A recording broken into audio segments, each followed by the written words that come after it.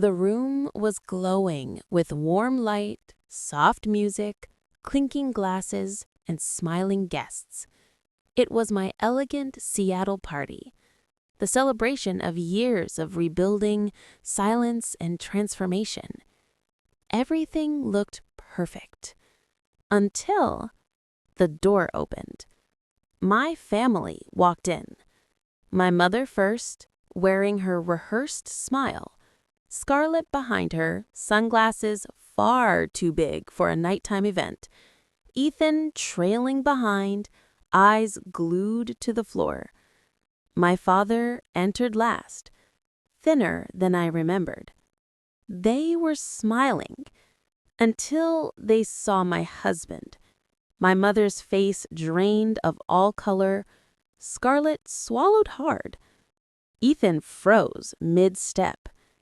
And in that instant, before anyone said a word, I knew this story was finally going to end the way it always should have.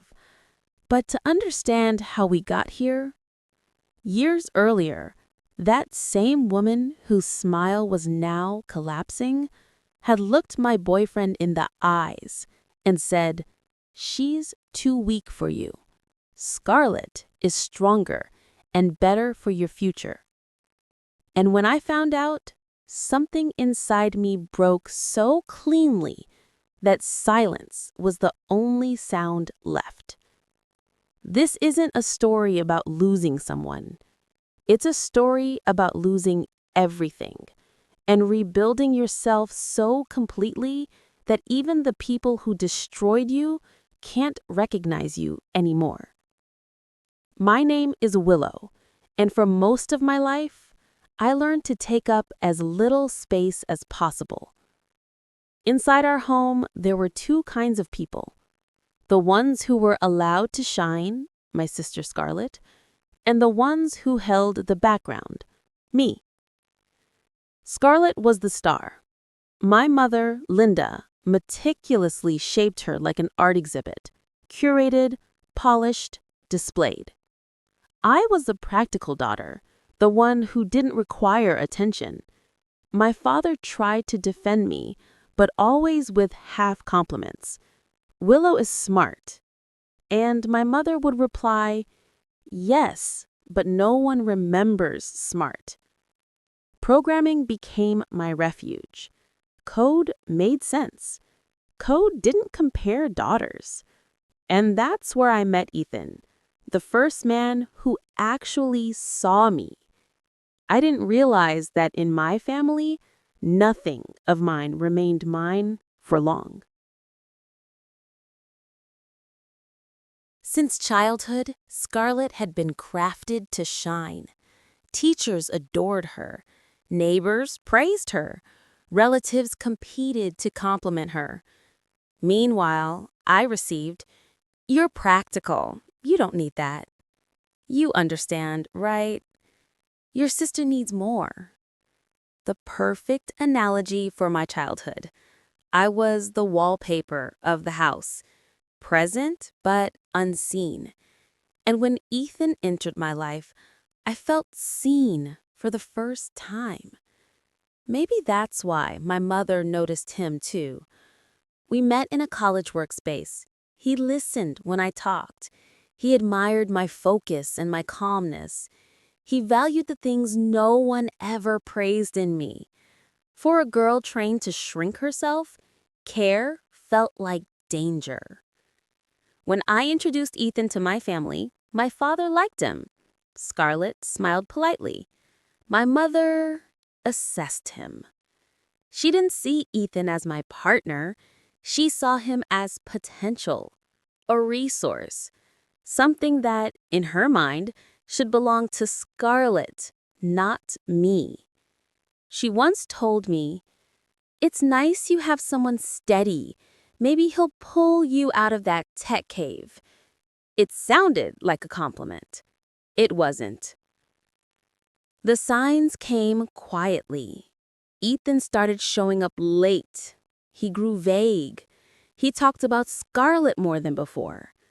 And he began visiting my mother, alone.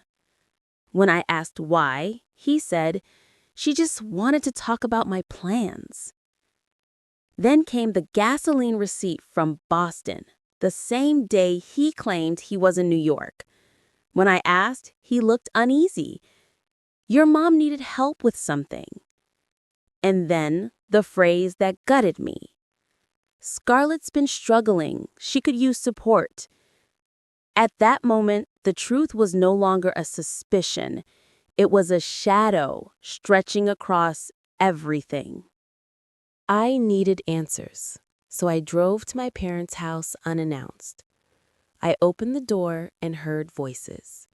Intimate, familiar, rehearsed. I hid behind the hall and watched.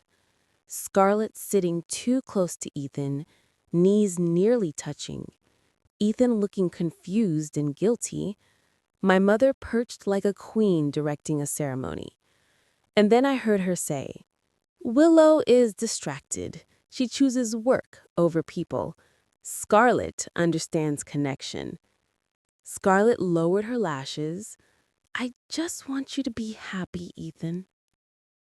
Then my mother delivered the final blow. Scarlett is stronger and better for your future.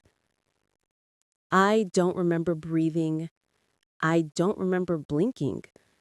I only remember something inside me breaking so cleanly, it felt like silence. I left without them noticing. I drove until the city lights blurred into streaks. I had lost my boyfriend, my sister, my mother, my emotional stability, my future plans. I called my friend Riley. I need help. She said, I'm coming. Within days, I had withdrawn from college, packed my life, bought a one-way ticket to Seattle. Seattle wasn't a fresh start. It was survival. I couch surfed. I re-enrolled in school. I went to therapy, where my therapist told me, you were never chosen because they never wanted to see your worth. Rebuilding myself stopped being revenge. It became necessity.